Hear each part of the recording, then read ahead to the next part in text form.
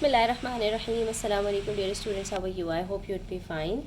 Today we'll start with chapter number 5, angles and constructions, and today in this video we will discuss about the parallel lines and the angles formed between these two parallel lines when a transversal line cuts the two parallel lines. So let's begin. Here we have a few questions in front of you. You can see on my screen. What you have to do, you have to indicate the alternate angles, corresponding angles, vertically opposite angles in the following transversals. Okay. So as you can see that the two lines M and N are parallel to each other. What are parallel lines? Which have the same distance all along the way. Okay. They will not meet each other at any point. So the two lines are said to be parallel. If a third line cuts these two parallel lines such that it's a straight line, this is called a transversal. So here you can see that we have a line P which is cutting line M and N. So we have four angles on line M when it cuts here, right? So the four angles that are formed are angle 1, 2, 3, 4. These are the four angles 1, 2, 3, 4. Same, we have four angles on line N. That is angle 5, angle 6, angle 7 and angle 8. So we have a total of 8 angles that are formed over here. Now what we have to do, we have to locate that which of these pairs of angles are corresponding, which ones are vertically opposite, which ones are alternate angles. We have one more pair which is interior supplementary, but we are not gonna talk about it in this video. Okay.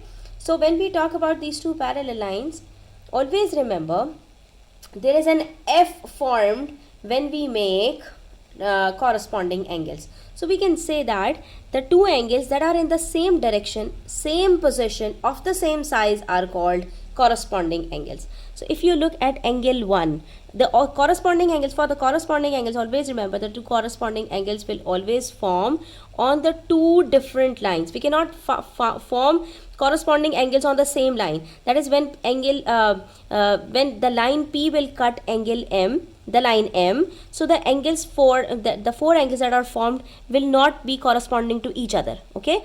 In these four angles we will have vertically opposite angles, but when we talk about the corresponding angles, so corresponding angles would be on line M and line N. Okay, make sure. So if we start from angle number 1, you will find that angle 1 seems to be like this. Like this. This is angle 1. This is the position of angle 1. This is how it looks. So the corresponding angle to angle 1 would be the same, in the same position and the same direction. The two of them must be in the same position, same direction. We cannot say that if this is angle 1, its corresponding angle would be like this. No, that's not possible. Its corresponding angle cannot be like this. Okay, its corresponding angle cannot be like this. You can see that the position and directions of these three angles are not similar to that of angle 1. So angle 1 has its corresponding angle on line M over here. That's this one. So we can say that angle 1 and angle 5 are corresponding to each other. Okay. Similarly, angle number 2 seems to be like this, right? Like this. Angle number 2 is like this. So corresponding angle to angle number 2 is 6. So we can say that angle 1 and angle 5 are corresponding. We have four pairs of corresponding angles over here. Angle 2 and angle 6 are corresponding. Similarly, now you can look at the other two. You can see that angle number 4 seems to be like this.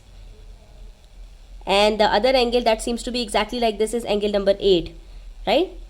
Both of them looks like this. So, the angle number 4 and angle number 8 are also corresponding. Similarly, the fourth pair is angle 3 and angle 7. So, these are the four pairs of corresponding angles. That's how we find the corresponding angles. So what you have noticed that there is an F formed in all directions. It could be like this. Okay. It could be like this. It could even be like this. Okay. Or it could be like this. So an F is formed straight or inverted where we have corresponding angles. The second pair that we have to figure is about the alternate angles. For alternate angles, students, remember, we have a Z formed like this, or it could be like this, or it could be like this. Okay, so this is the symbol that we use for alternate angles. And always remember one thing, that we have two pairs of alternate angles between two parallel lines, unlike corresponding angles, because we have four pairs of corresponding angles between two parallel lines. But when we talk about alternate angles, so we have only two pairs of alternate angles. And what are those? So the parallel lines are given over here. The angles in between the parallel lines are alternate angles.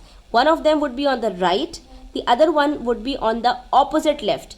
One of them would be on the left, the other one would be on the opposite right. Okay, so that's how the alternate angles are formed. So we can say that angle 3 and angle 5 are alternate angles. You see,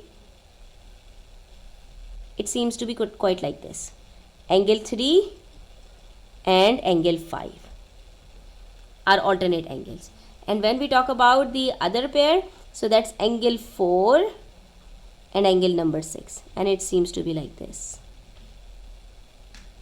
Okay, so angle number 4 and angle number 6, we have one pair of angle 4 and 6 alternate, the other pair is angle 3 and angle 5.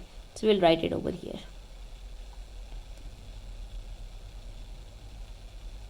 Angle 3 and angle 5 are alternate, and the second pair is angle 4 and angle 6. And when we talk about alternate angles, we will not look for the angles above the parallel line or below this parallel line. Okay, so it would always be between the two parallel lines. Next we have vertically opposite angles. So for vertically opposite angles, students, we will only consider one of the two parallel lines along with this transversal. Now vertically opposite angles have nothing to do with these parallel lines. What are vertically opposite angles? When two straight lines meet at a point, like this is angle M, this is line M and this is line P. When these two straight lines meet at this point, the four angles that are formed as 1, 2, 3 and 4. The opposite angles are said to be vertically opposite. So here angle 1 and angle 3 are vertically opposite. Okay. And the other pair that is vertically opposite is angle 2 and angle 4 are vertically opposite. Okay.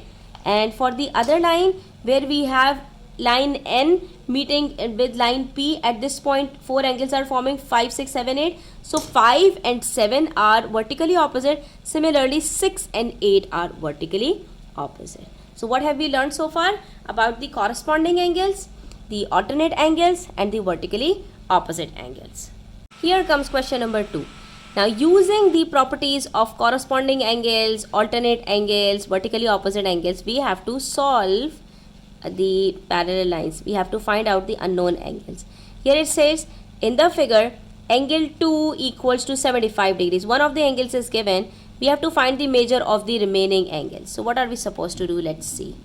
We are provided with angle 2 only. Okay. So we can say that if angle 2 is 75, angle 4 would also be 75. Why? Because angle 4 is equals to angle 2 and so angle 4 is equals to 75 degrees. And why are the two equal? We will write the reason in brackets. That is, the two are vertically opposite angles. Before moving to the next question, students, let me tell you one more thing over here. When we draw a straight line, the sum of angles on a straight line is always 180 degrees. Okay. Since line M is a straight line and here we have two angles, angle 1 and angle 2. When the two angles are forming on a straight line, the sum of these two angles would always be 180 degrees. So we can say that angle 1 plus angle 2 is equals to 180 degrees, and so they are called as supplementary angles. Always remember that on a straight line, the sum of angles is always supplementary, 180 degrees. So if we have to find out angle 1, what we will do? We will find it as 180 minus 75. Simple. Okay. For the opposite angles, we will use the property of vertically opposite angles, that they are equal to each other. But for the adjacent angles, that is angle 1 is adjacent to angle 2. Similarly, this is again a straight line, you can see. Okay, so the two angles are again supplementary. So angle 2 and angle 3 are supplementary, and angle 1 and angle 2 are supplementary. And we also know one more property of angle 1 and angle 3, that if angle 1 is 180 minus 75, angle 3 would also be the same. Why? Because they are also vertically opposite to each other. So after finding angle 1, we can say that angle 3 is equals to the same. So 180 minus 75 is equals to 105. Means angle 1 is equals to 105 degrees. And why? So we'll write the reason in the brackets, that they are supplementary angles. And when we talk about angle number 3, so angle number 3 is also the same, that is angle number 3 is equals to 105. Why? Because it is vertically opposite to angle 1. Right? So that's how we have found 4 of the angles above. Now we have to find out the 4 angles below, and we know that angle 1 and angle 5 are corresponding, angle 2 and angle 6 are corresponding, angle 3 and angle 7 are corresponding, angle 4 and angle 8 are corresponding. So 1 equals 5, 2 equals 6, 4 equals 8, 3 equals 7. Also we know that if we will find only one of the angles in these 4, so we'll apply the same properties, that is angle 6 and angle 8 are equal to each other for being vertically opposite. Similarly, angle 5 and angle 7 are equals to each other for being vertically opposite.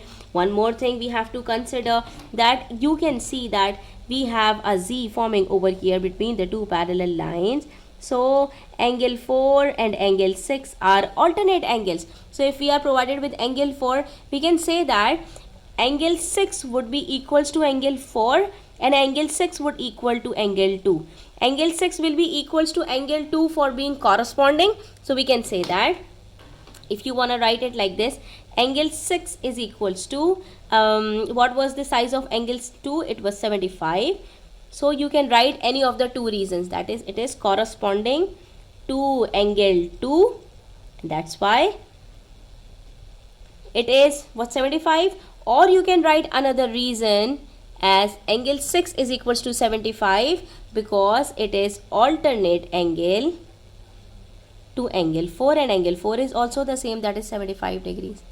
Okay, after that you can say that angle 8 is equals to 75. Now what reason you will give? Vertically opposite to angle 6. Okay, so now we will have another reason for it. And what's that? Since we know that angle 8 is corresponding to angle 4, so angle 4 and angle 8 would be equal. Angle 3 is corresponding to angle 7, so these two would also be equal. So we can write the other 4 angles like this using any of the 4 properties. So we can say that angle 5 is equals to angle 1, which is 105. So you can write the reason here, corresponding to angle 1. Okay. And angle 7 is equals to 105 as well for being vertically opposite to angle 5. Okay, so that's how we will solve these sort of equations, these sort of questions. And you notice that in all 8 angles we have either 75 degrees or 105 degrees. So 4 of the angles are 75, 75, 75, 75. Angle 2, angle 4, angle 6, angle 8 are all 75 each. And for the remaining angle 1, angle 3, angle 5, angle 7 are all for 105 degrees. That's it. Now the next question says, AB and CD are parallel lines. As you can see over here in the screen, these two lines are parallel to each other. And then it says, we have to write down the size of angle X over here. The size of angle 53 is over here. The two angles are vertically opposite, so they will be equal to each other. And in part B, what have we have to do? Write down the size of angle Y. We have to then find the angle Y. So let's see. Okay. When we talk about angle X and 53 degrees, these are the two lines AB and CD. Since these two are parallel lines, this line cuts them. And now we are provided with only one of the angles, that is 53 degrees. So what we talked about, the opposite angles that are formed between the two lines that cuts each other. So when these two lines are cuts each other, the angles that are formed opposite to each other are equal to each other. So what we can say that x is equals to 53. Why? For being vertically opposite. These are two vertically opposite angles, that's why they'll be equal to each other. And when we talk about angle y, so you can say that, students, here we have a z forming over here, right? You can see it's here. A z is forming, and angle y and angle 53 are alternate to each other. So we can say that angle y is equals to 53. Why? The reason would be different, that is, they are alternate angles. That's it. Okay, students, or one more thing, if you look at angle x and angle y, these two are, look, same position, same direction on line AB. Both looks the same like this. So the two angles are said to be corresponding. You can write it over here as angle y is equals to angle x, that is angle y is equals to 53, for being corresponding to each other. Okay.